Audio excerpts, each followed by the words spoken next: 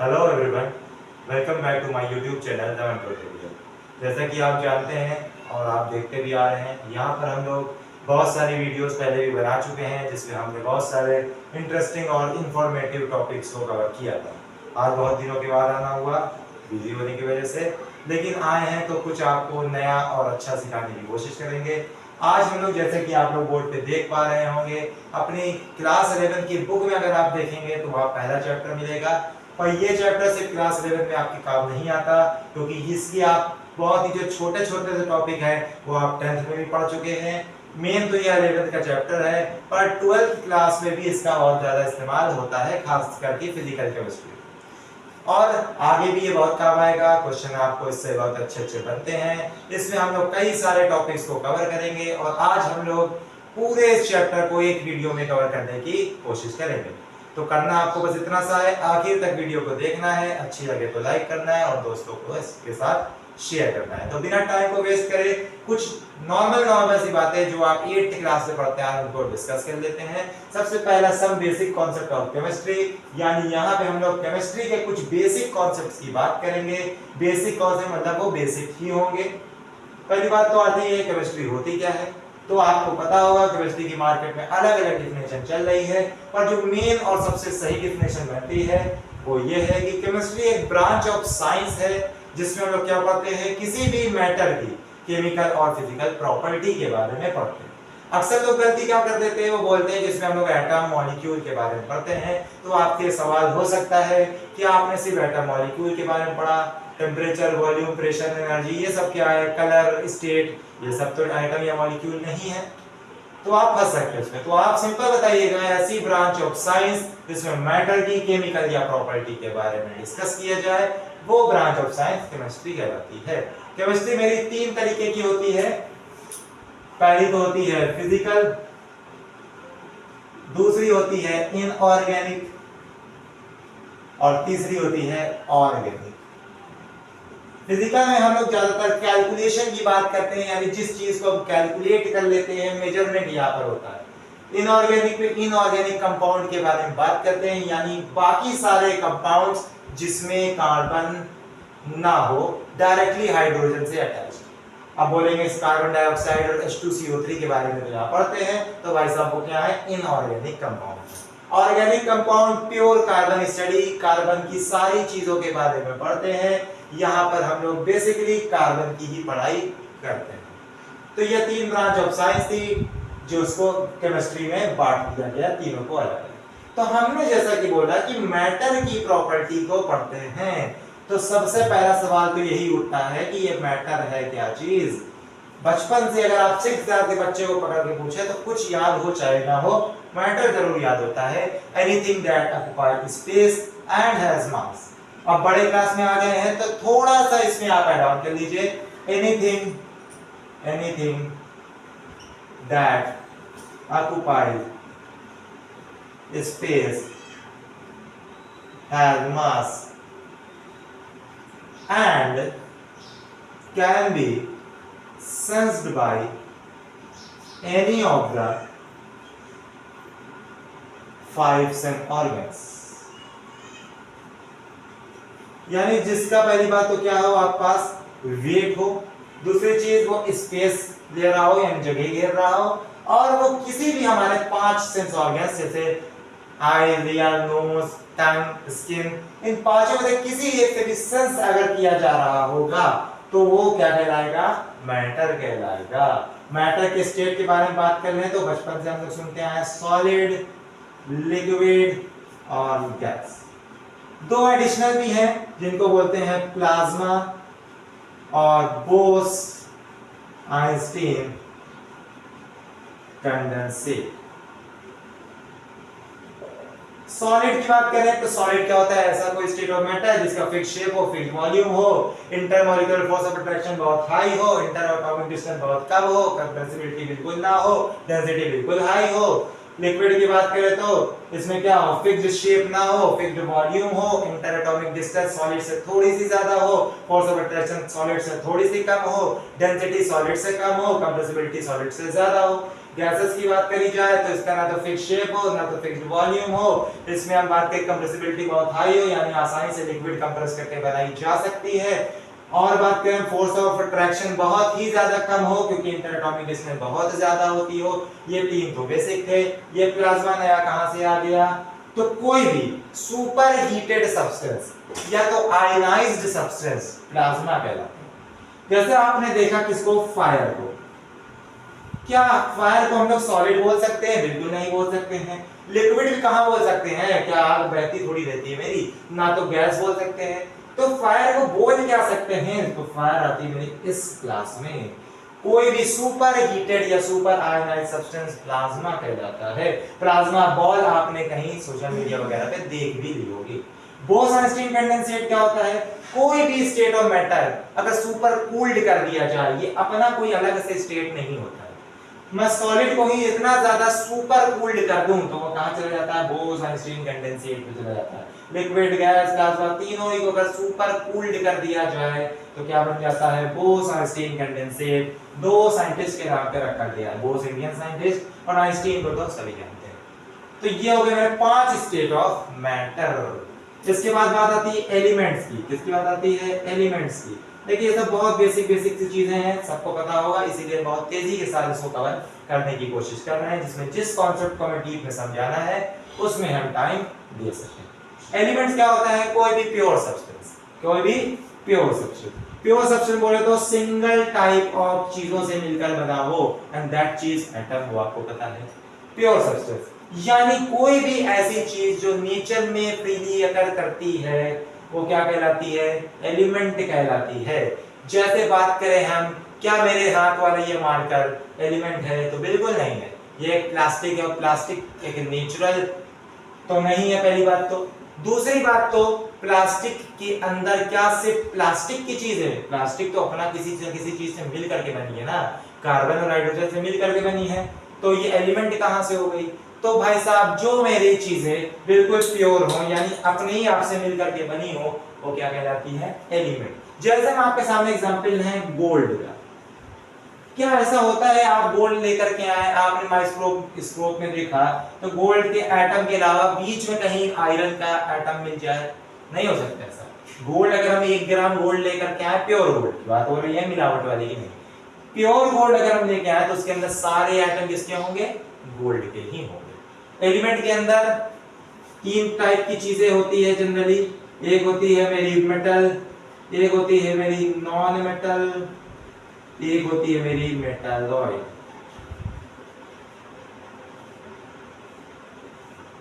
Metal क्या होते हैं? जो हमारे बाहर वाले शेल में जिनके इलेक्ट्रॉन की गिनती ज्यादा होती है, यानी 8 से ज्यादा इलेक्ट्रॉन होते हैं, तो वो इलेक्ट्रॉन को डोनेट करके अपना ऑक्टेट पूरा कर लेते हैं। नॉन मेटल क्या करते हैं? इलेक्ट्रॉन को गेन करके स्टेबल होते हैं। मेटलॉइड ऐसे होते हैं जो दोनों ये काम एक टाइम पर कर सकते हैं। फॉर एग्जांपल कार्बन की बात करें तो 2,4 ये 4 इलेक्ट्रॉन दे करके, ये 4 इलेक्ट्रॉन ले करके दोनों तरीके से स्टेबल हो सकता है, तो इनको बोलते हैं मेटालॉइड। एलिमेंट की बात हो गई, उसके बाद बात करते हैं एटम्स की। What are atoms? तो सभी बोलते हैं बिल्डिंग ब्लॉक ऑफ मैटर। या तो कुछ लोगों का ये भी मानना है कि स्मॉलेस्ट पार्टिकल एटम कहलाता है, पर यही गलती जॉन डाल्टन ने भी की थी। स्मॉलेस्ट पार्टिकल एटम नहीं कहलाता है, क्योंकि आपने सुना होगा एटम के अंदर है इलेक्ट्रॉन, प्रोटॉन और न्यूट्रॉन। कोई चीज अगर किसी चीज के अंदर है तो इसका मतलब वो चीज उससे छोटी है। तो एटम कहां से स्मॉलेस्ट हो गया? स्मॉलेस्ट एटम तो हो गया, पर ऐसे नहीं की स्मॉलेस्ट ऐसी चीज यानी smallest unit that can occur. Electron क्या हमारा अकेले एग्जिस्ट कर सकता है, या तो मेरा प्रोटॉन अकेले एग्जिस्ट कर सकता है, या न्यूट्रॉन मेरा अकेले एग्जिस्ट कर सकता है। इन तीनों का एग्जिस्टेंस कब है? जब ये एटम के अंदर है। तो एटम को आसानी से समझे तो एटम ऐसी चीज है जिससे मिल करके मेरा पूरी चीजें तैयार होती है, यानी स्ट्रक्चरल यूनिट होती है, वो कहलाती है एटम। फंडामेंटल पार्टिकल की बात भी लगे हाथ करी थी, इलेक्ट्रॉन, प्रोटॉन, न्यूट्रॉन की बात कर दी। एटम के अंदर न्यूक्लियस होता है, न्यूक्लियस के अंदर प्रोटॉन और न्यूट्रॉन पाए जाते हैं। इलेक्ट्रॉन बाहर वाले शेल में रिवॉल्व करता है, नील बोहर की माने तो। इलेक्ट्रॉन के ऊपर चार्ज कितना होता है सभी को पता होगा, लिखने वाली कोई बात नहीं, -1.6 × 10⁻⁹ कूलम। प्रोटॉन के ऊपर चार्ज सेम होता है, बस प्लस में होता है, प्लस 1.6 × 10⁻⁻19 कूलम। न्यूट्रॉन के ऊपर चार्ज नहीं होता है क्योंकि इसीलिए इसका नाम न्यूट्रॉन पड़ा है। इलेक्ट्रॉन, प्रोटॉन, न्यूट्रॉन में बात करें मास सबसे ज्यादा किसका है, तो न्यूट्रॉन का मास प्रोटॉन से स्लाइटली ज्यादा होता है और इलेक्ट्रॉन सबसे छोटा होता है। बात करें इलेक्ट्रॉन की मास की तो 9.1 × 10⁻31 किलोग्राम अप्रॉक्सीमेटली। प्रोटॉन की बात करें तो 1.674 × 10⁻27 किलोग्राम और न्यूट्रॉन की बात करें तो 1.679 × 10⁻27 किलोग्राम। जनरली इलेक्ट्रोटॉन और न्यूट्रॉन को बराबर हम क्वेश्चन लगाते टाइम ले सकते हैं। इतनी बात हुई। उसके बाद हम आगे चलते हैं, नोट करना चाहे नोट कर सकते हैं, स्क्रीनशॉट लेके बाद में भी लिख सकते हैं।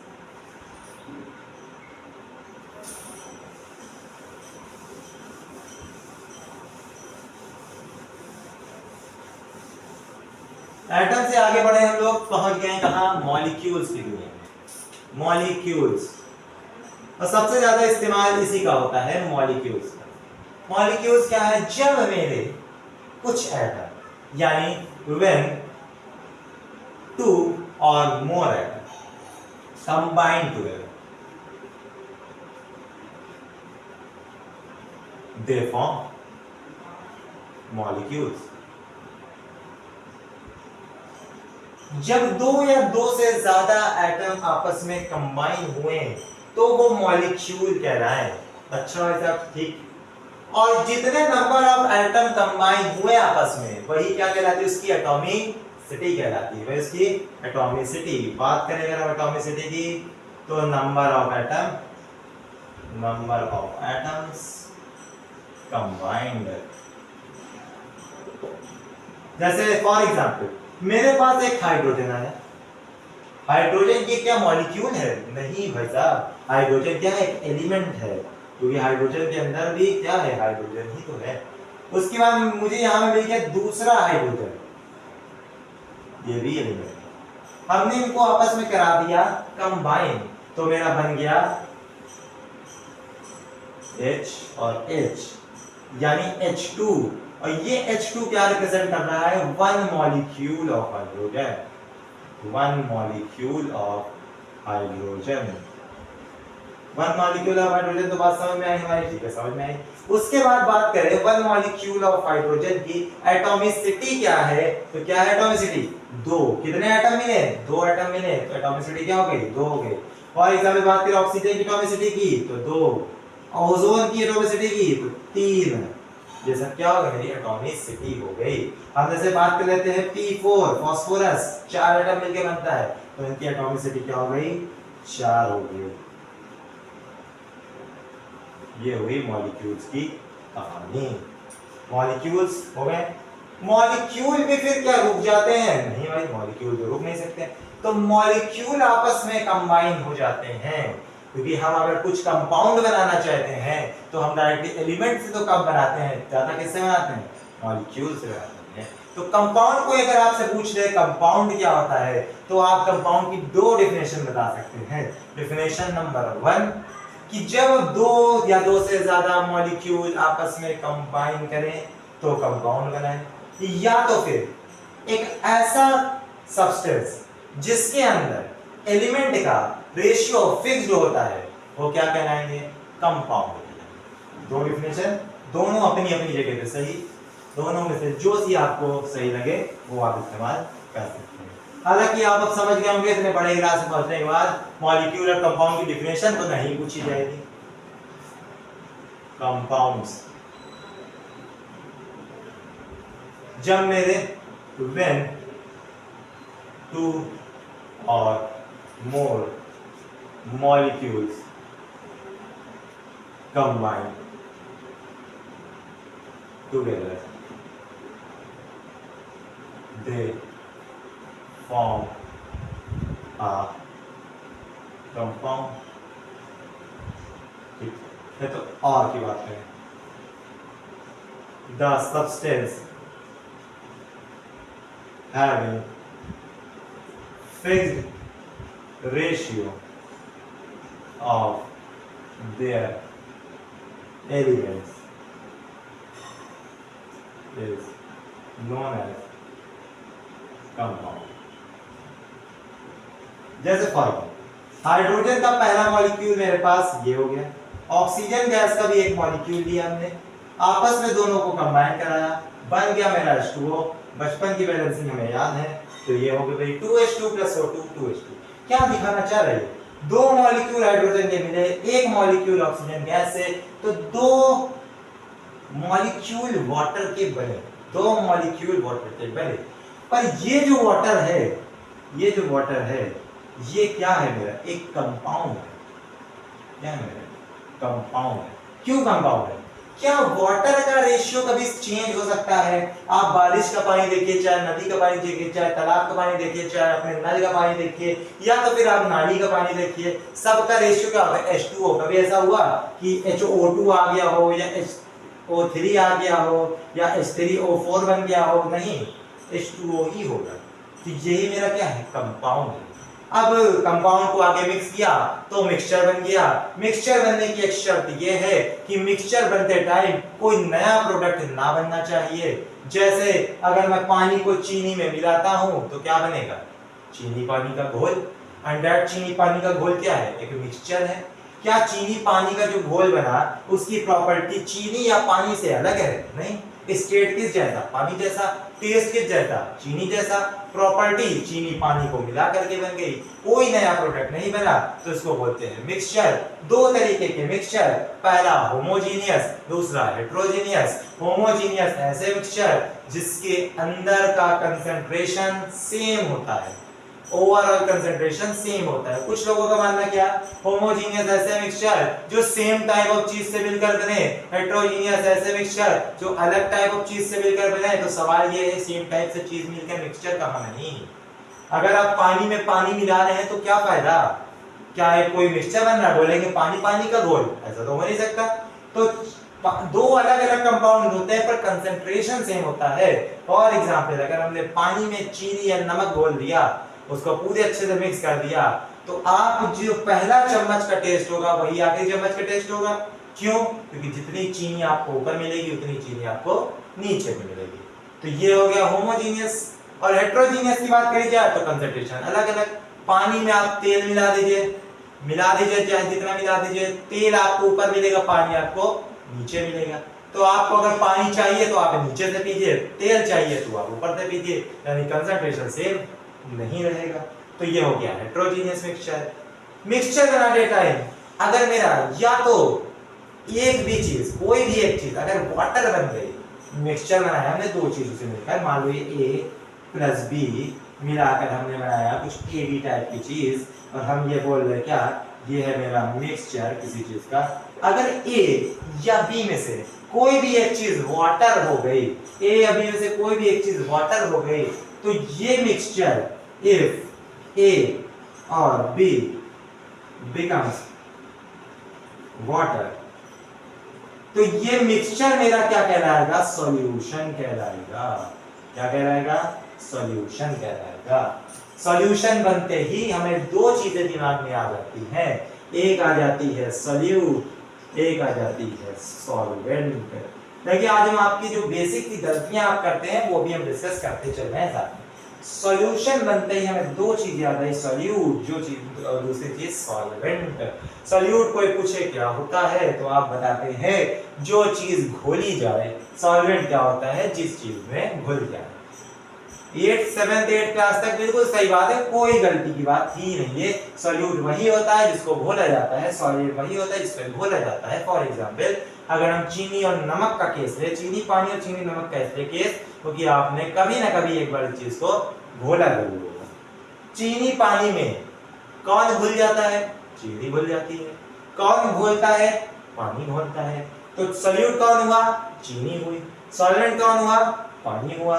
लेकिन एक कंडीशन हम आपको देते हैं, हम आपको दिए 1 लीटर पानी, हमने कहा इसमें 20 किलो चीनी घोल दो, क्या आप घोल सकते हैं, नहीं घोल सकते। लेकिन अभी आपने थोड़ी देर पहले बोला कि चीनी घुलती है पानी में, तो हमने बोला चीनी सॉल्यूट, पानी सॉल्वेंट। तो अब समझ में आपको ये बात आ गई होगी कि सारा खेल किसका है, कंसंट्रेशन का है। सारा खेल किसका है, कंसंट्रेशन का है। यानी कभी कोई आपसे पूछ ले व्हाट इज सल्यूट, तो आपको बोलना है जो चीज मेरी कम हो वो सल्यूट, जो चीज मेरी ज्यादा हो वो सॉल्वेंट। यानी अगर आप 20 किलो चीनी को 1 लीटर पानी में घोलने की कोशिश करेंगे तो क्या बनेगा? शरबत बनेगा या भीगी चीनी बनेगी? भीगी चीनी बनेगी, यानी चीनी थोड़ी सी गीली हो जाएगी। अगर चीनी मेरी थोड़ी सी गीली हो गई, इसका मतलब क्या है कि वो पानी चीनी के अंदर चला गया, ना कि चीनी पानी के अंदर चली गई। अब अगर पानी चीनी के अंदर चला गया है तो यानी पानी मेरा सॉल्यूट हो गया है और चीनी मेरी सॉल्वेंट हो गई है। नोट करने वाली बात, सॉल्यूट क्या होता है? जो अमाउंट में कम होता है। सॉल्वेंट क्या होता है? जो अमाउंट में ज्यादा होता है। दोनों को मिला करके सॉल्यूशन बनता है। और समझ में आई? समझ में आई। तो ये हमने बेसिक पार्ट, जो मेरा पहला पार्ट है इस चैप्टर का, उसको कवर कर दिया हमने। कुल 4 पार्ट हमें पढ़ने होंगे इस चैप्टर में। पहला पार्ट मेरा निपट गया आराम से। दूसरे पार्ट में हम लॉज को पढ़ेंगे, जिन लॉज से मेरे ये कंपाउंड वगैरह बन रहे हैं। तीसरे पार्ट में मोल कॉन्सेप्ट की चीजें पढ़ेंगे और चौथे पार्ट में वापस हम सॉल्यूशन पे आएंगे और इनसे रिलेटेड कंसंट्रेशन का जिक्र मैंने बार-बार अभी तक आपसे किया, कंसंट्रेशन टर्म्स को पढ़ेंगे और फिर इस चैप्टर को पढ़ेंगे।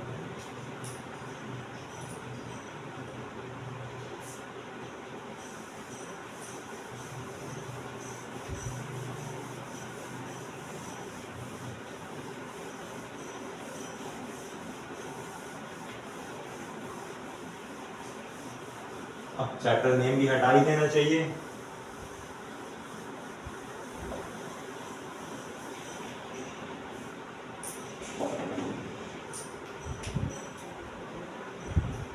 तो जैसा कि हमें बताया, laws of formation of compound. Compound को बनाने के लिए कुल 6 लॉ गवर्न होते हैं। सबसे पहला लॉ है मेरा लॉ ऑफ कंजर्वेशन ऑफ मास। दूसरा लॉ है लॉ ऑफ डेफिनेट प्रोपोर्शन। तीसरा लॉ है लॉ ऑफ मल्टीपल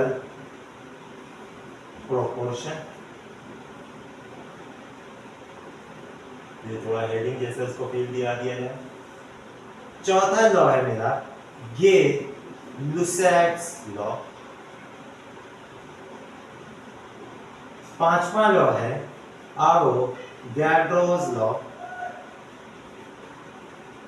और छठवां, देखिए कुछ किताबों में क्या होती है, जो छठवां लॉ है वो चौथे नंबर पे लिखा होगा और कुछ में छठवें नंबर पे लिखा होगा। तो ऐसे ही कुछ इसका ये मतलब नहीं कि ये सीक्वेंस से चल रहा है, ऐसा कुछ मतलब नहीं। बस 6 लॉ है, आप पढ़ना चाहे तो इसको भी सबसे पहले पढ़ सकते हैं, कोई दिक्कत नहीं। छठवां लॉ ऑफ रेसिप्रोकल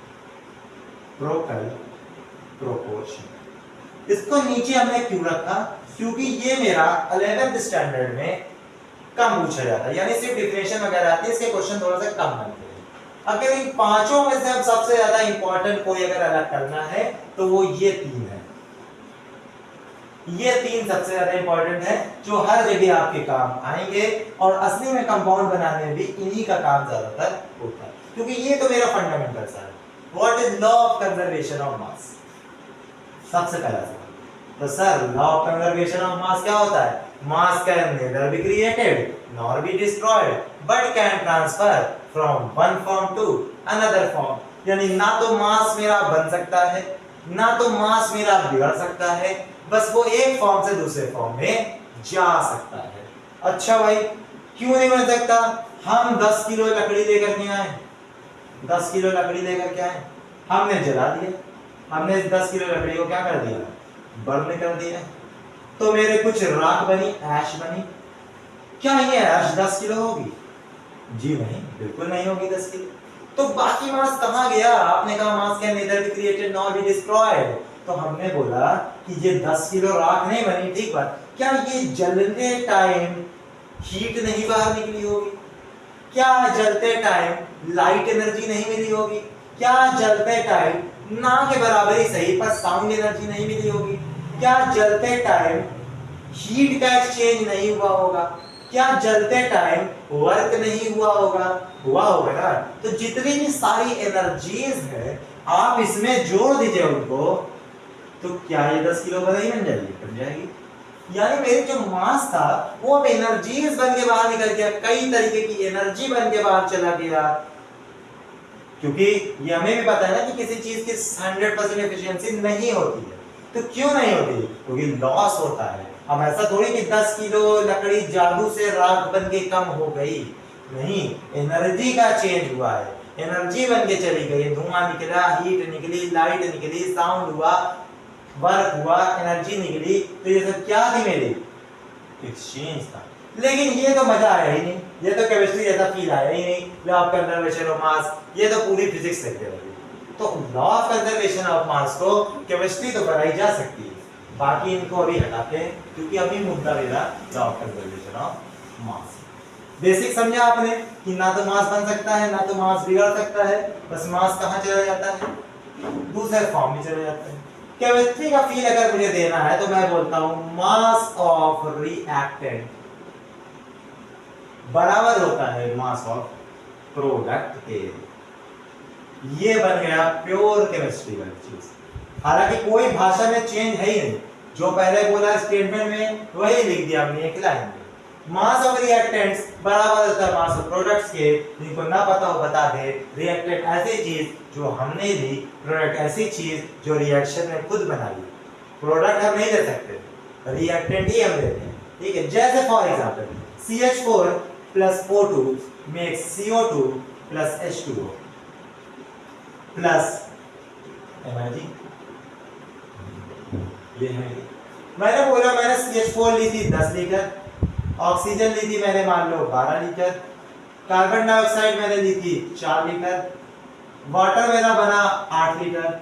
हमने पूछ लिया एनर्जी फॉर्म कितनी हुई। आज से पहले आपने एनर्जी नहीं निकाली थी, एनर्जी फॉर्म कितनी हुई? कुछ लोगों के दिमाग में बात आ रही होगी, सर बैलेंस नहीं है। अरे तो बैलेंस जब टाइम आएगा तब करेंगे, अभी हम लोग जनरल निकालना सीख रहे हैं, कैसे निकालते हैं, बैलेंस कर देंगे तो उस हिसाब से अगर करने लगेंगे तो वो लॉ ऑफ कंजर्वेशन ऑफ मास रहेगा ही नहीं, वो तो गेल साइड लॉ की कैटेगरी में लोग चले जाएंगे। फिर तो जब टाइम आएगा तो चीजों को हम लोग सही से देखेंगे। अब आ रहा है मास ऑफ रिएक्टेंट मेरा भी कितना दिख रहा है? 10 लीटर प्लस 12 लीटर, मेरा हो गया ये 22 लीटर। ये कितना है? 8 प्लस 4 12 लीटर। यानी अगर ये पूरा साइड 22 लीटर होना है तो एनर्जी यानी मेरी कितनी निकली? 10 लीटर। हालांकि ये लीटर तो एनर्जी की यूनिट है नहीं, एनर्जी की यूनिट लीटर नहीं है, तो बाद में चेंज करके हम लोग निकाल लेंगे। एनर्जी की यूनिट नहीं है तो हमें पता है, पर हम mass of reactant mass of product कर रहे हैं, तो ये मेरा हो गया, ये मिसिंग पार्ट निकाल लिया। कोई भी पार्ट मिस होगा इस तरह से निकाल देते हैं। बेसिक सा लॉ है, दुनिया की सारी रिएक्शन इस लॉ को फॉलो करती है। आगे आने वाले लॉ हो सकता है कि कुछ कंपाउंड ना भी फॉलो करें, पर ये ऐसा लॉ है जिसको सभी फॉलो करते हैं। तो ये था हमारा law of conservation of mass.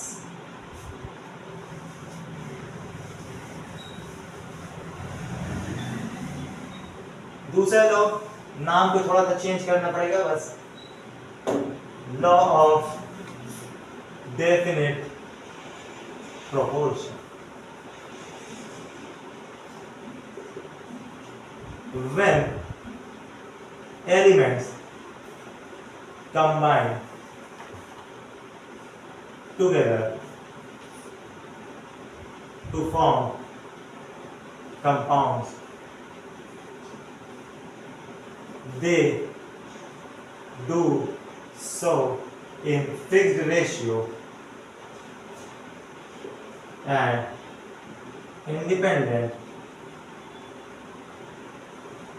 of source। जब भी एलिमेंट, अब दो नहीं लिखा हमने क्योंकि दो से ज्यादा भी कभी कभी कंपाउंड बन सकते हैं, जैसे नेशनल रिएजेंट वगैरह, जैसे क्रायोलाइट, ये सब क्या है, इनमें एक से ज्यादा एलिमेंट है ना। तो जब भी एलिमेंट मेरे कंबाइन हुए कंपाउंड बनाने के लिए, तो वो ये काम फिक्स्ड रेशियो में करते हैं और इंडिपेंडेंट ऑफ सोर्स होता है। सोर्स से फर्क पड़ता ही नहीं कि ये किससे बने हैं, बस बनना चाहिए। वही एग्जांपल देते हैं, H2O कभी चेंज होता है? कभी नहीं चेंज होता। जिस भी तरीके का H2O आप ले, जिस भी तरीके का, इसमें गंदगी मिली होगी वो बात अलग है, पर पानी का फॉर्मूला क्या H2O से कभी चेंज हो सकता है? नहीं हो सकता। और जैसे एग्जांपल लेते हैं, देखिएगा इसको, Fe+S, आयरन में सल्फर को ऐड किया तो मेरा बन गया FeS। दूसरा एग्जांपल, मैंने Fe में डाल दिया H2S तो मेरा क्या बन गया?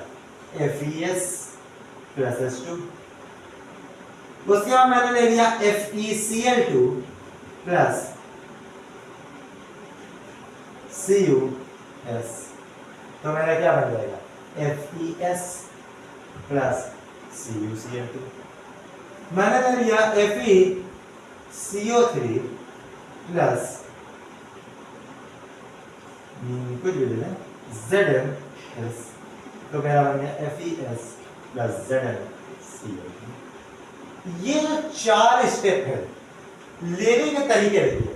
पहले में आयरन में डायरेक्ट सल्फर ऐड कर दिया तब भी FeS, हमने आयरन में हाइड्रोजन सल्फाइड गैस डाल दी तब भी FeS। ये बाई प्रोडक्ट तो हमने मतलब नहीं, ये बाई प्रोडक्ट से हमें मतलब नहीं क्योंकि हम प्यूरिफाई वगैरह करके इसको पा ही देंगे। ये जो मेरा FeS बन रहा है, क्या इसमें रेशियो डिफरेंट हुआ? नहीं, यहाँ पे भी 1:1, यहाँ पे भी 1:1, यहाँ पे 1:1, यहाँ पे भी 1:1, चारों जगह 1:1 और चारों जगह का सोर्स बिल्कुल डिफरेंट है, सोर्स बिल्कुल डिफरेंट है। तो इसीलिए बोला इंडिपेंडेंट ऑफ सोर्स है, बस आपका फिक्स्ड रेशियो दिखता है। वो बात अलग है, अगर हमने Fe2 प्लस की जगह Fe3 प्लस ले लेते अगर तो क्या होता? जैसे मान लो हमने ले लिया FeCl3 प्लस ZnS तो मेरा यहाँ पे कंपाउंड दूसरा बन जाएगा, तब ये मेरा कंपाउंड दूसरा बन जाएगा क्योंकि अब यहाँ पे +3 वाली चीजें बनेगी। अब मेरा ये बनेगा Fe2S3 और जो कि मेरा अलग होगा। तो क्या ये लॉ फेल हो गया? नहीं, ये लॉ नहीं फेल हुआ, ये वाले रिएक्टेंट इस लॉ को फॉलो नहीं कर रहे। आगे वाले टाइम में लॉ फेल नहीं होंगे, ये रिएक्टेंट या कोई रिएक्शन उस लॉ को फॉलो नहीं कर रही होगी। सिंपल सा लॉ ऑफ डिफरेंट प्रोपोर्शन देखिए या इस पे शॉर्ट।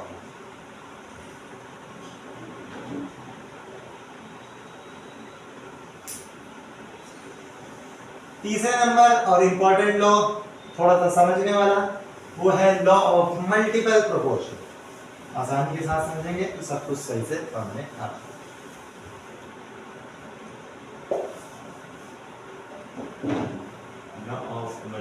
जिनको लग रहा है कि ये सब तो हमें आता है तो वो आप थोड़ा सा अपने मोबाइल में वीडियो की स्पीड बढ़ा करके भी देख सकते हैं। लॉ ऑफ मल्टीपल प्रोपोर्शन, पहले इसका स्टेटमेंट लिखते हैं फिर एक एग्जांपल लेते हैं जिससे पूरी कहानी क्लियर हो जाए। व्हेन टू एलिमेंट, पहली बात तो टू एलिमेंट यहाँ पे लिखना जरूरी, जिस चीज को अंडरलाइन करेंगे यानी वो लिखना जरूरी है।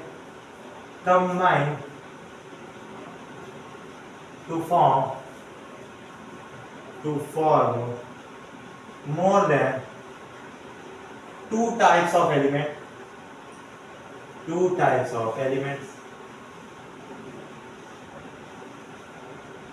more than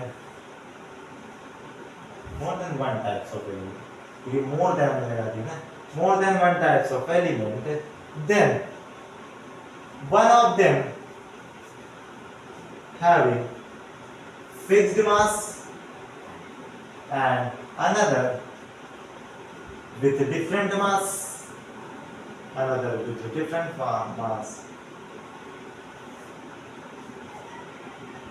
and the one with different mass have simple fixed whole number ratio. ये कहानी थोड़ा सा समझ में आएगी क्योंकि डिफरेंशियल थोड़ी सी लंबी चौड़ी। हमने बोला कोई भी दो एलिमेंट उठाइए, हमने बोला कार्बन प्लस ऑक्सीजन, ऑक्सीजन तो O2 होता था, बात एलिमेंट की कर रहे हैं तो O ही लिखेंगे। उसके बाद हमने क्या किया, कार्बन प्लस ऑक्सीजन अगर मेरे मिलते हैं तो क्या बनता है? कार्बन डाइऑक्साइड बनता है, जी बनता है। क्या कार्बन मोनोऑक्साइड नहीं बनता? कार्बन मोनोऑक्साइड ही बनता है। तो पहली चीज, दो एलिमेंट मिले, एक से ज्यादा टाइप के कंपाउंड है तो one of them having fixed mass का मतलब क्या है? अगर हम यहाँ पे कार्बन का मास देखें तो कितना है? 12। यहाँ पे कार्बन का मास 12, ऑक्सीजन का मास 1 का 16, 2 का 32, यहाँ पे 1 का 16। तो यानी हमने देखा एक का मास जो फिक्स्ड है, दूसरे का मास चेंज हो रहा है, और जिनका चेंज हो रहा है उनका रेशियो देखिए क्या आएगा, 32:16 and 2:1। क्या ये होल नंबर है? जी हाँ, होल नंबर तो है। होल नंबर क्या होता है? 0 से लेकर इंफिनिटी तक सारे नंबर क्या है? Whole number. फिक्स्ड है? जी हाँ, फिक्स्ड भी दिख रहा है, चेंज कहाँ ही हो रहा है। सिंपल का मतलब क्या है? सिंपल का मतलब ये है कि ये जो नंबर हैं रेशियो के, ये 5 से ज्यादा नहीं होने चाहिए। Never be greater than 5। अगर ये 5 से ज्यादा हुए तो क्या हो जाएगा? लॉ गलत हो जाएगा? लॉ नहीं गलत होगा, बल्कि ये जो एलिमेंट के बनने वाले कंपाउंड है वो इस लॉ को फॉलो ना कर रहे होंगे। यही एक एग्जाम्पल, और दूसरा नहीं। क्यों नहीं दूसरा? S प्लस O मिला के SO2 भी बन सकता है, SO3 भी हो सकता है।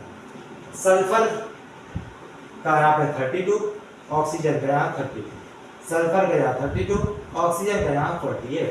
सल्फर तो सेम है, सल्फर की कोई बात नहीं करेंगे। 32/48 का रेशियो दिख रहा है 16 टेबल में, 2:3। क्या ये रेशियो सिंपल है? जी हाँ। क्या ये फिक्स्ड है? जी हाँ। क्या ये होल नंबर है? जी हाँ। होल नंबर बताने का मतलब ये है कि फ्रैक्शन में आंसर ना आना चाहिए। और एक बात यहाँ पे रुक करके कोई पूछ सकता है कि हम कार्बन मोनोऑक्साइड को ऊपर बनाएं, कार्बन डाइऑक्साइड को नीचे बनाएं, तो रेशियो तो मेरा 1:2 हो जाएगा। तो कोई फर्क नहीं, यहाँ पे हमें वैल्यू की बात ही नहीं करनी ना, हमें वैल्यू की थोड़ी बात है। ये थोड़ी क्या फाइंड द आंसर 2:1 या 1:2 शो करना है। 1:2 भी एक सिंपल होल नंबर रेशियो है, 2:1 भी एक सिंपल होल नंबर रेशियो है। दोनों चीजें बिल्कुल सेम कही जाएंगी। आपकी मर्जी, आप चाहे जिसको ऊपर बना लीजिए, चाहे जिसको नीचे बना लीजिए। इसका थोड़ा सा अच्छा क्वेश्चन देखते हैं और फिर आगे बढ़ते हैं। और वो अच्छा क्वेश्चन ये है कि वो हम N+ को करते हैं, नाइट्रोजन प्लस ऑक्सीजन। क्या क्या बनता है नाइट्रोजन प्लस ऑक्सीजन से? सबसे पहले NO बनता है, उसके बाद NO2 भी बनता है मेरा इससे, N2O भी तो बनता है, उसके बाद N2O5 भी बनता है, उसके बाद मेरा N2O4 भी तो बनता है। कितनी चीजें बनती है? जी हाँ, इतनी चीजें मेरी बनती है। तो इसमें हम लॉ ऑफ रेसिप्रोसिटी क्या मल्टीपल प्रोपोर्शन लगा सकते हैं? अभी नहीं लगा सकते। क्यों नहीं लगा सकते? दो एलिमेंट तो है, एक से ज्यादा टाइप की चीजें तो बन रही है, 5 बन रही है, तो क्या नहीं लगा सकते? क्यों नहीं लगा सकते? लेकिन आप ये चीज देखिए, हैविंग फिक्स्ड, एक का मास क्या होगा? फिक्स्ड होना चाहिए। यहाँ पे नाइट्रोजन का मास भी कहाँ फिक्स्ड है? 2 2 2 1 1, यानी 14 14 28 28 28 28। तो बना सकते ना, अगर हमने इसके आगे 2 लगा दिया, इसके आगे भी क्या कर दिया? 2 लगा दिया, तो मास तो नाइट्रोजन का तो फिक्स्ड हो गया। अब हम लगा सकते हैं, क्योंकि नाइट्रोजन यहाँ पे 28, यहाँ पे 28, यहाँ पे 28, यहाँ पे 28, यहाँ पे 28। तो ऑक्सीजन का रेशियो देख लीजिए, ऑक्सीजन का रेशियो आगे कितना होगा? 16:32 मास आया। यहाँ पे कितना आ गया? 4, यानी 64 मास आ गया। यहाँ पे कितना है? 16 आ गया। यहाँ पे कितना है? 80 आ गया। यहाँ पे कितना है? 64 आ गया। सारे ही को 16 की टेबल से काट सकते हैं, तो 2 आ गया, 4 आ गया, 1 आ गया, 5 आ गया और 4 आ गया। क्या ये जो सारे मेरे रेशियो है, ये सिंपल होल नंबर रेशियो में आते हैं? आते हैं। तो क्या ये सारे लॉ को फॉलो कर रहे हैं? जी हाँ, लॉ को ये फॉलो कर रहे हैं। तो ये था मेरा लॉ ऑफ मल्टीपल प्रोपोर्शन। ये स्टेटमेंट है। स्टेटमेंट याद रहेगा तो आसानी रहेगी, नहीं भी याद रहेगा, अगर एक एग्जांपल भी याद रहेगा तब भी हम उससे स्टेटमेंट लिख सकते हैं। अब बात करते हैं मोस्ट इंपॉर्टेंट लॉ की, जो है मेरा गे-लुसैक लॉ।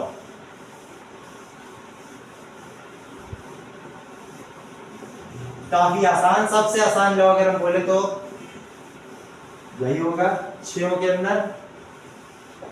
कुछ लोग लॉ ऑफ कंजर्वेशन ऑफ मास को बोलते हैं, कुछ लोग इसको गे-लुसैक का लॉ।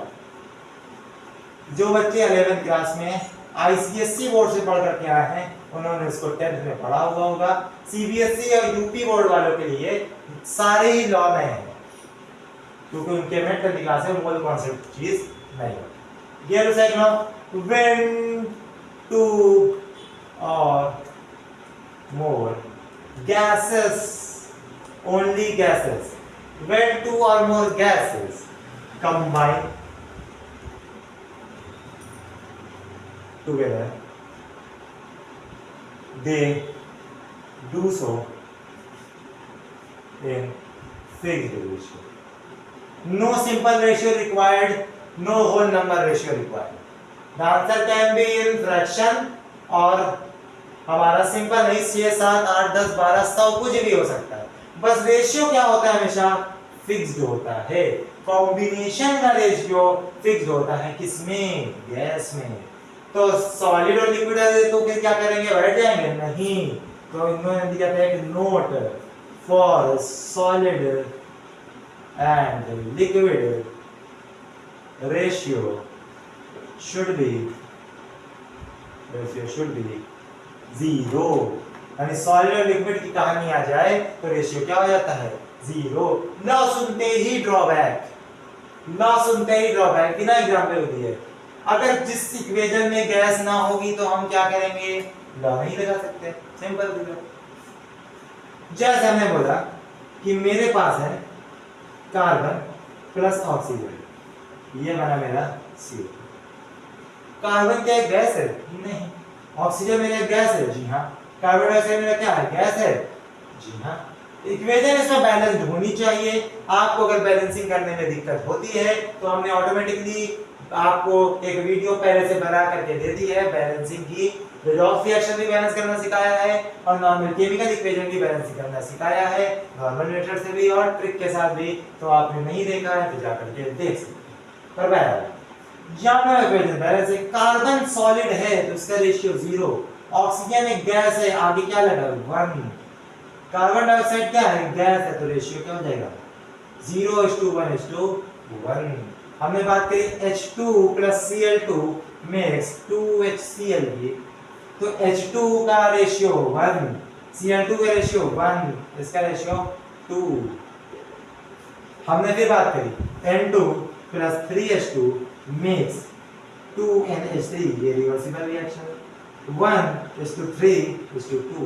ये क्या दिखाना चाहे, ये रेशियो समझाना क्या चाह रहे हैं कि एक मॉलिक्यूल हाइड्रोजन का मिला एक मॉलिक्यूल क्लोरीन के साथ तो 2 मॉलिक्यूल HCl के बन गए। 10 किलो हाइड्रोजन में अगर हमने 10 किलो क्लोरीन डाल दी तो कितना HCl बनेगा, 20 किलो। हमने अगर इसमें 40 लीटर नाइट्रोजन डाल दी तो हाइड्रोजन रिक्वायर्ड कितनी हो रही है, 120 लीटर। और अमोनिया बन कितनी रही मेरी, 80 लीटर। ये है मेरे इसकी कहानी।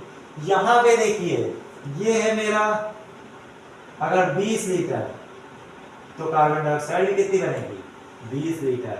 यानी कार्बन डाइऑक्साइड बनाने के लिए कार्बन का रेशियो काउंट ही नहीं किया जाता इनके हिसाब से। अब ऐसा नहीं कि कहीं काउंट किया था, अगर कहीं काउंट किया जाता तो डाल क्यों नहीं, इनके हिसाब से, क्योंकि इनका ओनली वैलिड किसके लिए है, गैसेस के लिए है।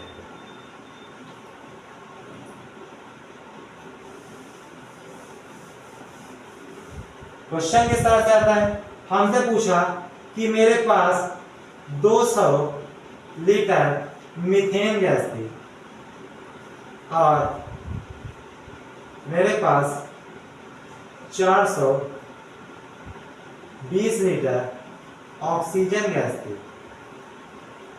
तो प्रोडक्ट फॉर्म बताना है, क्या बताना है, प्रोडक्ट फॉर्म बताना। सबसे पहले 90% केस में आपको इक्वेशन सजा करके दे दी जाएगी और नहीं भी दी जाएगी तो हमें दिख रहा है CH4 + O2 मिलता है तो CO2 + H2O मिलता है। जब हम इस पे करते हैं कि क्या ये इक्वेशन बैलेंस है, जी बिल्कुल नहीं बैलेंस है। तो हमने यहाँ पे 2 लगाया और यहाँ पे भी लगाया 2। रेशियो सबसे पहले लिखते हैं 1:2:1। ये तो मेरा वाटर है, इसके रेशियो से मतलब नहीं है, खाली लिख देते हैं 0, कोई दिक्कत नहीं। ये वाला हमने बोला ये अगर 200 लीटर है, ये मेरा कितना है 420 लीटर है, तो हमसे बोलता है कि प्रोडक्ट फॉर्म, प्रोडक्ट मेरा क्या है, कार्बन डाइऑक्साइड, कितना बनेगा, ये 1 है तो इसके दुगना चाहिए, 420 लीटर है तो चाहिए कितने मुझे, सिर्फ 400 लीटर, तो कितनी चाहिए, 400 लीटर। यानी सबसे पहली बात तो यहाँ पे 20 लीटर लेफ्ट, और बना कितनी कार्बन डाइऑक्साइड, 1 है तो 200 लीटर। तो प्रोडक्ट मुझसे पूछा था, ना कि कार्बन डाइऑक्साइड, क्योंकि ये भी तो बची हुई होगी, जो बची होगी तो ये भी तो प्रोडक्ट कहला रही है। तो टोटल प्रोडक्ट मेरा कितना हो गया, 220 लीटर। और जो चीज इसमें खत्म हो जाती है, मीथेन और ऑक्सीजन से कौन सी खत्म हो जाती है, मीथेन खत्म हो जाती है ना, तो दैट इज लिमिटिंग रिएजेंट। जो चीज मेरी एक रिएक्शन लिखते टाइम यानी किसी भी केमिकल प्रोसेस में खत्म हो जाती है वो क्या कहलाती है, लिमिटिंग रिएजेंट। अब जल्दी से एक क्वेश्चन देखते हैं जो इसका सबसे मेजर ड्रॉबैक बना, उसके बाद हम लोग चलते हैं आगे।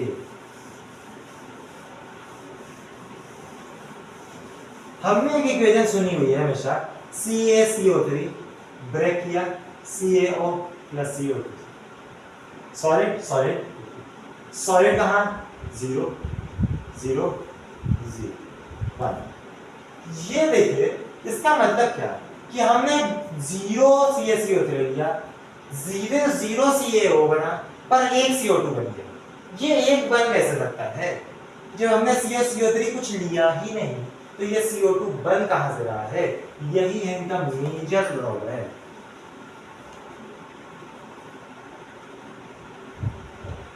ये क्या है मेजर ड्रॉबैक कि भाई साहब जब हम रिएक्टेंट ले ही नहीं रहे हैं तो प्रोडक्ट हमें मिल कहां से रहा है। तो जितनी भी दुनिया के डिकम्पोजिशन रिएक्शन है या तो फिर डबल डिस्प्लेसमेंट में ही सॉलिड प्रोडक्ट है या लिक्विड प्रोडक्ट है, वो सब क्या है, ड्रॉबैक है इनका। लॉ गलत नहीं हुआ, ड्रॉबैक आया क्योंकि ये लॉ पूरे पे गलत साबित सही नहीं हुआ, पर जो गैसेस है उनके ऊपर बिल्कुल मस्त चल रहा है।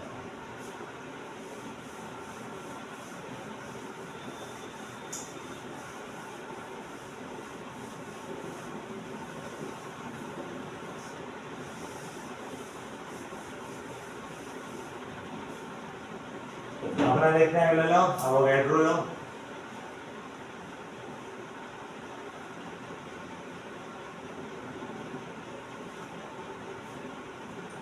अवोगाड्रो लॉ क्या कहता है, ये भी ज्यादातर वॉल्यूम ऑफ गैसेस की बात करता है, equal volume of gases under same condition, under same condition of temperature and pressure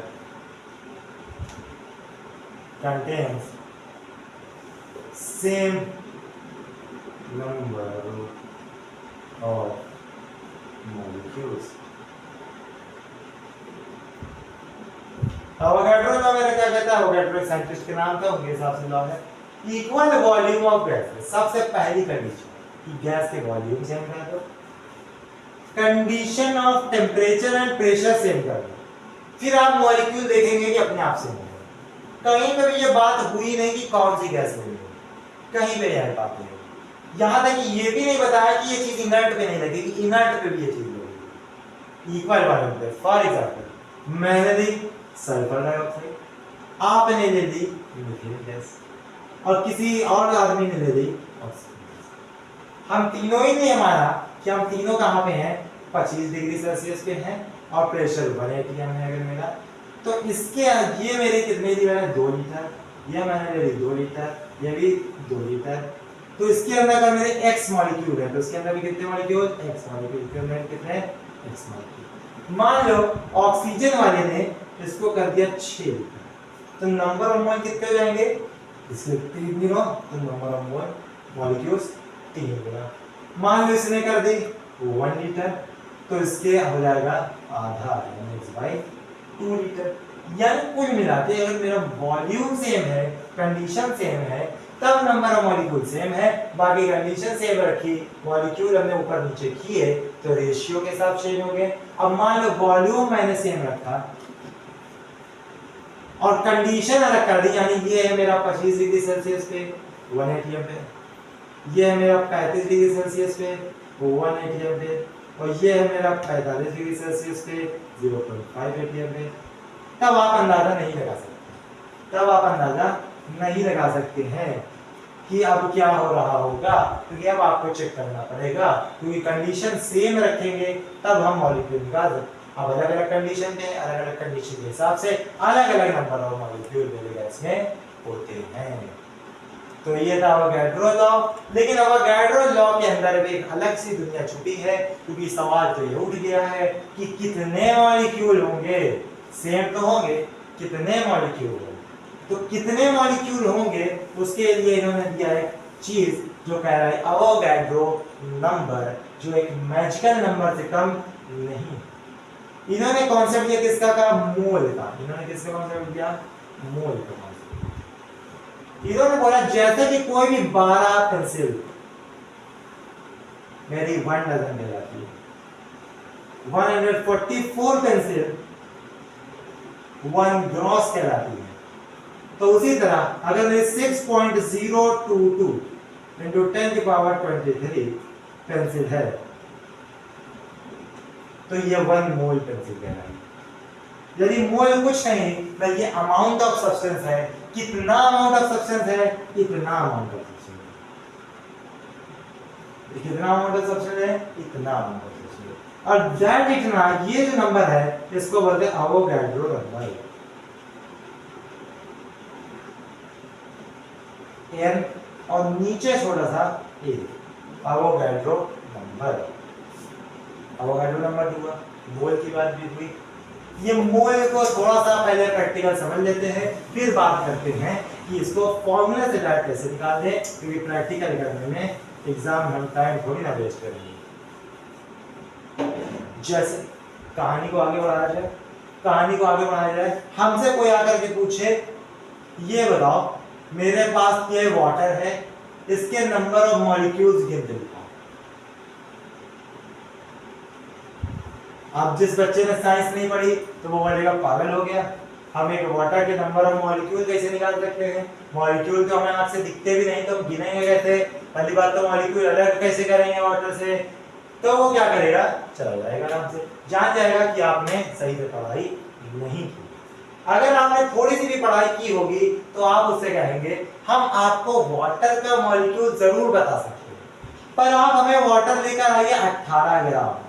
ये कहां से, ये कहां से? तो ये यहां से आ गया, किसी भी सब्सटेंस की अगर हम मॉलिक्यूलर वेट के बराबर ले लें, यानी किसी भी सब्सटेंस का वेट उसके मॉलिक्यूलर वेट के बराबर ले ले तो नंबर ऑफ मॉलिक्यूल कितने हो जाते हैं, 1 मोल हो जाते हैं। नंबर ऑफ मॉलिक्यूल कितने जाते हैं, 1 मोल। फिर समझते हैं, किसी भी सब्सटेंस को अगर उसके मॉलिक्यूलर वेट के बराबर ले लेते हैं तो नंबर ऑफ मॉलिक्यूल कितने हो जाते हैं, 1 मोल हो जाते हैं। नंबर ऑफ मॉलिक्यूल 1 मोल हो जाते हैं। अब वाटर आया, वाटर मेरा H2O है, तो हम किसी अलग पे बताने से पहले हम उससे कहेंगे कि मेरे पास कितने ले आओ, 18 ग्राम, क्योंकि वाटर का मॉलिक्यूलर फॉर्मूला हाइड्रोजन का 1 तो 2 हो गया प्लस 16 18 हो गया। 18 ग्राम अगर लाएं तो कितने मॉलिक्यूल होंगे, 1 मोल, यानी 1 मोल मॉलिक्यूल का मतलब क्या है, 6.022 into 10 की पावर 23 मॉलिक्यूल्स, यानी 18 ग्राम पानी के अंदर इतने मॉलिक्यूल मौजूद होते हैं। अच्छा भाई साहब, 18 ग्राम लाए, हम लेकर के आ गए आपको 72 ग्राम, 72 ग्राम ले आए। 18 72 का कितने गुना है, 4 गुना, तो इसको भी 4 गुना कर दीजिए, यानी 4 मोल बनेंगे। 4 मोल बन गए तो यानी कितना हो जाएगा, इंटू 4 हो जाएगा, यानी 880।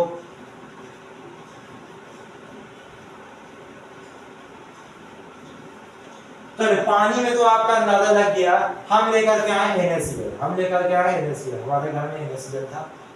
NaCl में आप बताइए, NaCl के मॉलिक्यूल बताइए, हम क्या बोलेंगे, कितने NaCl के मॉलिक्यूल है, इसके वेट के बराबर है। हम बोलेंगे 58.5 ग्राम NaCl लेकर के आओ, कितना लेकर के आओ 58.5 ग्राम, और ताल की लाया अपना 58.5 ग्राम। हमने बिना कुछ छुए देखे हमने बता दिया इसके अंदर कितने मॉलिक्यूल 6.022 into 10 की पावर 23 मॉलिक्यूल्स। अच्छा भाई कैसे? NaCl का वेट कितना आएगा? इतना ही आएगा। किसी चीज के भी मॉलिक्यूलर वेट के बराबर ले लो तो कितने मोल? 1 मोल। तो ये कहानी चल क्या रही है? आपको जिंदगी भर ये थोड़ी ना देंगे, तो हाँ ऑब्वियसली ये मुझे कभी ना मिलेगा, क्योंकि अब कोई जान गया कि ट्रिक लगा था तो वो बिल्कुल अजीब सा है। मान लो लिया वो 175 ग्राम NaCl, अब हमसे बोलेगा वो निकालिए, तो ये तरीका तो गलत नहीं है, बिल्कुल सही है, स्टैंडर्ड तरीका है। पर कोई भी अगर अलग वेट दे दिया जाए तो जब हमें फॉर्मूला मिल जाता है तो हम दिमाग नहीं लगाते हैं। दिमाग नहीं लगाते तो मतलब क्या? कोई भी फॉर्मूला कहीं पे भी फिट कर देते हैं, नहीं मतलब इतना तो दिमाग लगाते ही हैं, उसके बाद अपना दिमाग नहीं लगाते, जो फॉर्मूला बोलता है वो करते हैं। नंबर ऑफ मोल्स का फॉर्मूला, किसी भी चीज का गिवन वेट, यानी वो चीज आपको जितनी दी जा रही हो उसको डिवाइड कर दीजिए किससे? उसके मॉलिक्यूलर वेट, तो आपको क्या मिल जाएगा? Number of mole. और आपको पता चल चुका एक मोल में कितने मॉलिक्यूल होते हैं 6.022 into 10⁻³ तो हमें अगर नंबर ऑफ मोल मिल जाएगा तो कहानी खत्म। जैसे हमसे बोल दे कि आप पास है मेरा 240 ग्राम NaOH, इसमें नंबर ऑफ मॉलिक्यूल बताइए कितने मॉलिक्यूल NaOH हैं? गिवन वेट 240, मॉलिक्यूलर वेट कितना आता है? 40 आता है। हमने इसको काटा पीटा कितना निकला है? 6 मोल्स। तो नंबर ऑफ मॉलिक्यूल पे पूछ ले, नंबर ऑफ मॉलिक्यूल्स तो 6 मोल है। एक मोल में कितने? 6.022, तो 6 में कितने हो जाएंगे? 6 into 6.022 into 10⁻23, 6 to the 12 1 3 36 into 10⁻23 molecules।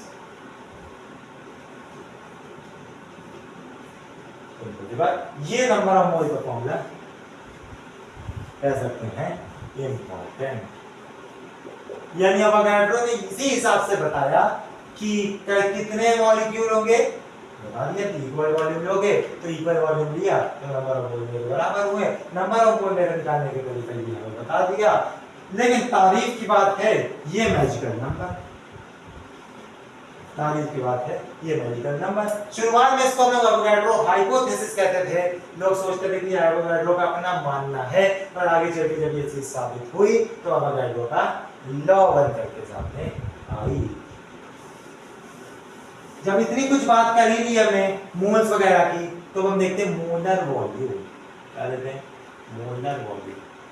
यानी अगर मेरी स्टैंडर्ड टेम्परेचर और प्रेशर है यानी STP है, STP की कंडीशन मौजूद है, स्टैंडर्ड टेम्परेचर और प्रेशर है, तो मेरा जो 1 मोल होगा किसी भी चीज का उसका वॉल्यूम कितना होगा? 22.4 लीटर। 22.4 लीटर। कोई भी मोलर वॉल्यूम क्या होता है मेरा? कोई भी चीज STP पे अगर मौजूद है स्टैंडर्ड टेम्परेचर प्रेशर पे, तो उसके 1 मोल का वॉल्यूम कितना बनता है? 22.4 लीटर। तो यही करूँ कि हम अगर आपसे पूछ ले 5 मोल का वॉल्यूम कितना होगा, तो मेरा हो जाएगा, इसको 5 से मल्टीप्लाई कर देंगे तो मेरा ये हो जाएगा 5 4 22 आ गया, 12 भर आ गया, और ये हो गया मेरा 112 लीटर। सिंपल सी बात मोलर वॉल्यूम की। छोटे छोटे कॉन्सेप्ट है, रिवीजन करेंगे और बार बार प्रैक्टिस करेंगे तो समझ में आ जाएगा कि बहुत ज्यादा क्वेश्चन तो हम यहाँ नहीं करा सकते क्योंकि ऑलरेडी वीडियो बहुत लंबी हो जाएगी। उसके बाद बात करते हैं, अगर आपको क्वेश्चन की प्रैक्टिस चाहिए तो कमेंट बॉक्स में डाल दीजिएगा, हम उस पे क्वेश्चन प्रैक्टिस की एक अलग से वीडियो NCERT की बना देंगे, यानी NCERT क्वेश्चन को सॉल्विंग की वीडियो भी बनाकर आपके सामने ले आएंगे। अब जो काम गे-लुसैक साहब नहीं कर पाए थे वो काम कौन करेगी? स्टोइचियोमेट्री। अजीब सा नाम, स्टोइचियोमेट्री, स्टोइचियोमेट्री, स्टोइकियोमेट्री कुछ भी नहीं, स्टोइचियोमेट्री सही वर्ड। स्टोइचियोमेट्री क्या करती है? मेजरमेंट करती है। इसका मेजरमेंट करती है, यानी सॉलिड लिक्विड क्या मतलब बिल्कुल बेवकूफ है, वो रिएक्शन में पार्टिसिपेट कर भी रहे हैं और उसको आप कैलकुलेट भी ना करें तो ये तो नाइंसाफी है। तो मेजरमेंट करने के लिए हमने कुछ स्टेप बना लिए। स्टेप नंबर मेरा पहला है इक्वेशन को बैलेंस कर दीजिए। स्टेप नंबर दूसरा है कि सॉलिड वाले चीजों के नीचे उनका मॉलिक्यूलर वेट लिख दीजिए। तीसरे नंबर में मेरा है लिक्विड वाली चीजों के नीचे उनका मोलर वॉल्यूम लिख दीजिए, लिक्विड या गैस वाली चीज। उसके बाद आप चौथा क्या करिए, यूनिटरी मेथड लगा दीजिए। ये क्या है, यूनिटरी मेथड बचपन में सॉल्व किया होगा मैथ वालों ने। क्या किया होगा, हमसे पूछे कि 20 मीटर कपड़ा अगर 100 रुपए का है तो 100 मीटर कपड़ा कितने रुपए का होगा। अगर मेरा 20 मीटर कपड़ा 100 रुपए का है यानी 1 मीटर कपड़ा 5 रुपए का है ना, 1 मीटर कपड़ा 5 रुपए का, तो यानी हमने पहले क्या किया, एक का दाम निकाल लिया। अब हमें 100 का निकालना हो, 2000 का, 5000 का, 20000 का, निकाल लेंगे। ये तो मेरी कहानी हुई। जैसे सबसे पहला जो मेरा ड्रॉबैक चला था ना, उसी को सही करते हैं। कैल्शियम कार्बोनेट हमसे पूछा है CaO + CO। हमसे पूछा है if we have taken 500 gram of calcium carbonate, find amount of calcium oxide and carbon dioxide formed. अब अगर हम ये रिसाइक लगाना चाहें तो लग ही नहीं सकता, क्योंकि ये 0 ये 1, तो 500 ग्राम कम लगाएंगे कैसे, तो हम लगाएंगे। सबसे पहले देखें इक्वेशन बैलेंस है। जी हाँ, इक्वेशन तो बैलेंस है। हमसे बोला क्या, इसका मॉलिक्यूलर वेट लिख लीजिए इसके नीचे, CaCO + CO। ये मेरा सॉलिड है, ये मेरा सॉलिड है, ये मेरा गैस है। इसका वेट कितना है, 40 + 12 + 48, यानी मेरा कुल मिला के हो जाएगा 100। कितना हो जाएगा, 100। अगर ये 1 है, देखने वाली बात, अगर ये मेरा 1 है तो ये भी कितना बन रहा है, 1 बन रहा है, और ये भी मेरा कितना बन रहा है, 1 बन रहा है। पर पहला इसका मॉलिक्यूलर वेट कितना होगा, 56, और इसका मॉलिक्यूलर वेट ना लिख के क्या लिखेंगे, मोलर वॉल्यूम लिखेंगे। क्या लिखेंगे, मोलर वॉल्यूम। कितने मॉलिक्यूल मौजूद हैं, एक मॉलिक्यूल मौजूद है। हाँ, एक मॉलिक्यूल मौजूद है तो कितने लीटर, 22.4 लीटर। ये कहानी चली, ये कहानी चली। 100 ग्राम अगर ये था तो कितना बन रहा है, 56 ग्राम। मेरा 100 ग्राम है इधर, तो ये मेरा कितना बन रहा है, 56 ग्राम बन रहा है। कैसे पता चला हमें, ये 1 है तो ये भी 1 है और ये भी 1 है। यहाँ बिल्कुल सही बात। तो अगर ये 1 ग्राम मेरा होता तो ये कितना बनता है, 56/100 ग्राम बनता। लेकिन ये मेरा 1 ग्राम थोड़ी ना, ये मेरा कितना है, 500 ग्राम है। तो 500 ग्राम के लिए 56/100 इंटू 500 कर दिया, 0 से 0, और 56 इंटू 5 करने के बाद 280 ग्राम। यानी अगर मैंने 500 ग्राम कैल्शियम कार्बोनेट लिया तो ये कितना बन गया मेरा, 280 ग्राम कैल्शियम ऑक्साइड बनके तैयार हुआ। सेम करेंगे कार्बन डाइऑक्साइड के लिए, पर थोड़ा सा चीज, अगर ये मेरा 100 ग्राम है तो ये मेरा कितना बनना है, 22.4 लीटर। तो ये मेरा अगर 1 ग्राम होता तो कितना बनता, 22.4/100 लीटर में। देख रहे हैं, लेकिन ये ग्राम में है, ये कितना है, 500 ग्राम। तो इसको हमने किया 224 बाई पॉइंट डाल दिया हमने, 123 इंटू 500। 500 1 बार में, 500 में 2 बार में, और आ जाता है 112 लीटर। यानी इस रिएक्शन में अगर 500 ग्राम कार्बन कैल्शियम कार्बोनेट का इस्तेमाल करेंगे तो 280 ग्राम मेरा बनेगा कैल्शियम ऑक्साइड और 112 लीटर कार्बन डाइऑक्साइड। अगर ये मेरा 500 ग्राम, जो काम ये रिसाइक्लर नहीं कर सकता था वो काम स्टोइचियोमेट्री ने किया, बल्कि कह सकते हैं स्टोइचियोमेट्री ने ना करके मोल्स ने किया। किसने किया, मोल्स ने किया। यानी हमें ना चाहते हुए भी यहाँ पे क्या निकाल लें, क्या निकाल लें, given weight upon molar weight करके मोल्स निकाल लेंगे। ये मोल अगर ना पता होता तो ये मोलर वॉल्यूम कहाँ से पता होता। तो कुल मिला के स्टोइचियोमेट्री पे एक क्वेश्चन आपका बनना है, और उसी के हम आपको एक क्वेश्चन अभी लिख के देंगे जिसका आंसर आपको देना है कमेंट बॉक्स में। करने की कोशिश करिएगा, बहुत आसान होता है, ज्यादा कोई खास होता है। तो हम सवाल ये मेरा रहेगा कि मैंने लिया NaCl + H2SO4, makes Na2SO4 plus HCl। तो आपको क्या बताना है, अगर मैंने यहाँ पर 100 ग्राम NaCl का इस्तेमाल किया तो H2SO4 रिक्वायर्ड और Na2SO4 फॉर्म, ये आपको बताना है। ये क्वेश्चन आपको कमेंट बॉक्स में डालना है। आप अगर डालेंगे आंसर देख करके हमें अच्छा लगेगा, इसका सही आंसर होगा उसको हम पिन भी कर देंगे कमेंट बॉक्स में। ये क्वेश्चन है, नोट करना चाहे नोट करिए या तो पिन दे दीजिए। इसके लिए शॉर्ट स्टोइचियोमेट्री तक बात करते हैं। अब बस छोटा सा छोटे छोटे कुछ थोड़े से टॉपिक बचे हुए हैं, उनको भी अगर आप अभी तक हमारी वीडियो देख रहे हैं तो आप अभी तक कुछ नया सीख रहे होंगे और आपका दिल से हम शुक्रिया अदा करते हैं। आप आखिरी तक वीडियो में बने रहें, क्योंकि कुछ लोग शुरुआत में देख करके चले जाते हैं। बात करते हैं एक नई चीज की, मॉलिक्यूलर फॉर्मूला और empirical formula. Molecular formula and empirical formula. Molecular formula क्या होता है? अरे मॉलिक्यूलर फॉर्मूला तो बचपन में पढ़ा है। एक ऐसा फॉर्मूला जो क्या बताता है, नंबर ऑफ एलिमेंट के नंबर बताते हैं, यानी ये किसी भी कंपाउंड के अंदर या मॉलिक्यूल के अंदर एलिमेंट का नंबर बताता है। फॉर एग्जांपल हमने ले लिया ये शुगर C12H22O11, C12H22O11 शुगर, जो C6H12O6 होता है वो शुगर नहीं होता, वो ग्लूकोज होता है। ये शुगर हमने ले लिया, ये इसका क्या है, फॉर्मूला है। ये हमें क्या बता रहा है कि शुगर बनाना है अगर आपको एक मॉलिक्यूल, तो आपको 12 एटम कार्बन के लेने चाहिए, 22 एटम हाइड्रोजन के लेने चाहिए, 11 एटम ऑक्सीजन के लेने चाहिए, तभी आपकी शुगर तैयार हो पाएगी। ये नंबर ऑफ एलिमेंट के को बताता है, नंबर ऑफ एलिमेंट को बताता है। ये एम्पिरिकल फॉर्मूला क्या बताता है? तो एम्पिरिकल फॉर्मूला में नंबर ऑफ एलिमेंट्स या नंबर ऑफ एटम को नहीं बताता। हमें क्या एलिमेंट की जगह पे एटम लिखते तो ज्यादा अच्छा होता, नंबर ऑफ एटम्स होता। एम्पिरिकल फॉर्मूला में रेशियो ऑफ एटम्स को बताता है, रेशियो ऑफ एटम्स को।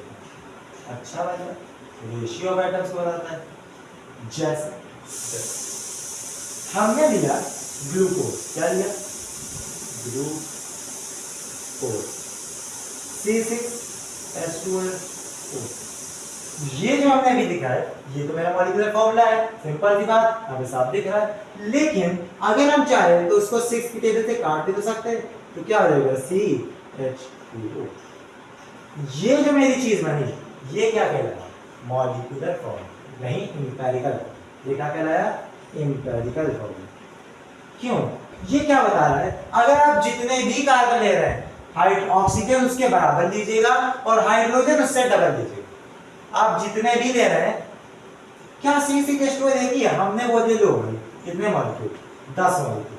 अगर 10 मॉलिक्यूल ले लिया तो मेरा बना क्या, C660H120O60, ये बन गया, क्योंकि यहाँ नंबर अंदर मल्टीप्लाई होता है। ये हो गया अगर, तो ये अगर हो गया मेरा, तो रेशियो भी क्या है 1:2:1, और यही रेशियो क्या है, एम्पिरिकल फॉर्मूला। ये क्या है, मॉलिक्यूलर फॉर्मूला।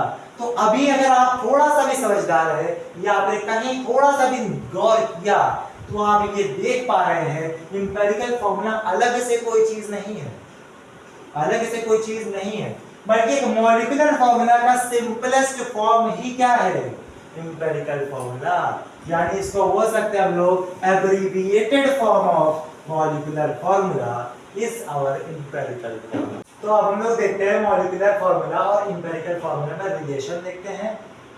तो मॉलिक्यूलर फॉर्मूला जैसे हमने लिया C6H12O6, तो हमने इसमें से अगर मैंने 6 बाहर ले लिया तो ये क्या बचा, CH2O बचा, CH2O बचा। यानी ये जो चीज है मेरी वो है मॉलिक्यूलर फॉर्मूला, मॉलिक्यूलर फॉर्मूला। ये जो मेरी अंदर वाली चीज है ये है मेरी एम्पिरिकल फॉर्मूला। ये मेरा कोई भी एक नंबर है तो हमने इसको बोल दिया n। तो ये मेरा निकाला है पहला रिलेशन मॉलिक्यूलर फॉर्मूला और एम्पिरिकल फॉर्मूला में। यानी किसी भी मॉलिक्यूलर फॉर्मूला में से अगर हम n बाहर निकाल लें, यानी कोई भी एक फिक्स्ड नंबर बाहर निकाल लें, जो चीज बचती है वो क्या कहलाती है, एम्पिरिकल फॉर्मूला कहलाती है। क्वेश्चन में से मॉलिक्यूलर फॉर्मूला दे देगा, एम्पिरिकल फॉर्मूला निकालना होगा, एम्पिरिकल फॉर्मूला दे देगा, मॉलिक्यूलर फॉर्मूला निकालना होगा। कब निकाल पाएंगे? जब कि n की वैल्यू पता होगी। n की वैल्यू कैसे निकलती है?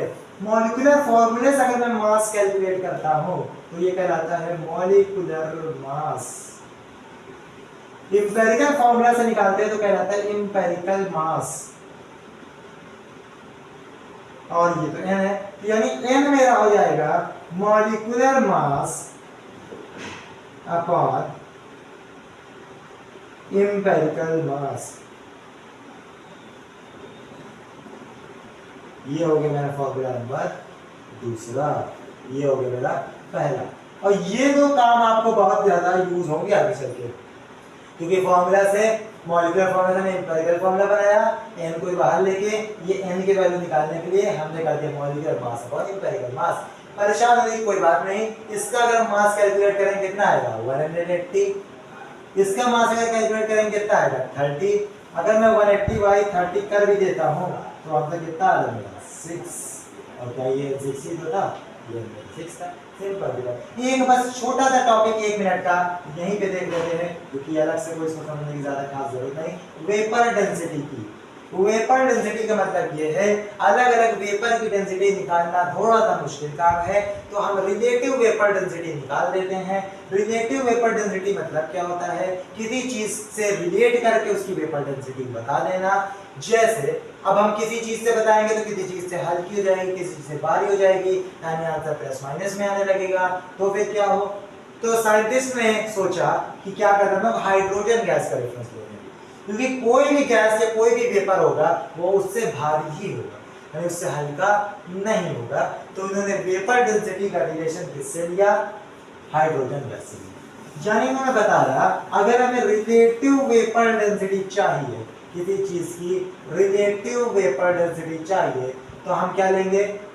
मास ऑफ वेपर यानी गैस एट एनी कंडीशन, इस कंडीशन में दिया हो, divide by mass of hydrogen gas at same temperature. अच्छा, इसका फायदा कुछ हो रहा है क्या? क्यों नहीं फायदा हो रहा? ये वेपर डेंसिटी है इनटू मास ऑफ हाइड्रोजन। हमेशा क्या हाइड्रोजन गैस क्या होगा? 2, तो हमने 2 अगर इधर भेज दिया, यानी 2 into Vd क्या बन गया? Molecular mass of gas. 2 into Vd क्या बन गया? Molecular mass of gas. जैसे हमसे पूछा कार्बन डाइऑक्साइड की वेपर डेंसिटी बताइए, कार्बन डाइऑक्साइड का मास हो गया 44/2 = 22। इसका मतलब क्या हुआ? इसका मतलब ये हुआ कि कार्बन डाइऑक्साइड गैस हाइड्रोजन से 22 टाइम्स ज्यादा डेंस है। ये बताओ सर, ये जो आंसर है 22 आया ना, इसका मतलब ये 22 कोई नंबर नहीं है, ये बताया 22 टाइम्स ज्यादा हेवियर है। तो ये हो गया मेरा फॉर्मूला नंबर तीसरा। अब इसका टेबुलर फॉर्म और बाकी कंसंट्रेशन टर्म्स को हम पढ़ेंगे अपने पार्ट 2 में, क्योंकि वीडियो ऑलरेडी बहुत ज़्यादा लंबी हो चुकी है, जिसमें आप अच्छे से वीडियो को देख लें और जो हमने क्वेश्चन आपको दिया था उसका आंसर कमेंट बॉक्स में देना ना भूलें। अगर आपने हमारी वीडियो को अच्छे से देखी होगी तो कुछ नया सीखने को मिला होगा, जो उनको पहले से आता होगा उनका कॉन्सेप्ट बहुत अच्छे से रिवाइज हो गया होगा। तब तक के लिए हम आपसे यही कहना चाहेंगे कि लाइक करिए, हमारे चैनल पे अगर आप नए थे तो सब्सक्राइब कर लीजिएगा। पहले सब्सक्राइब करने को नहीं बोलते, बाद में सब्सक्राइब करने को बोलते हैं। अगर अच्छी लगे तो कर दीजिएगा। बाकी अपने दोस्तों को शेयर जरूर से करिए, जिसमें उनको भी कुछ सीखने को मिले। तब तक के लिए thanks for watching, keep learning, bye bye.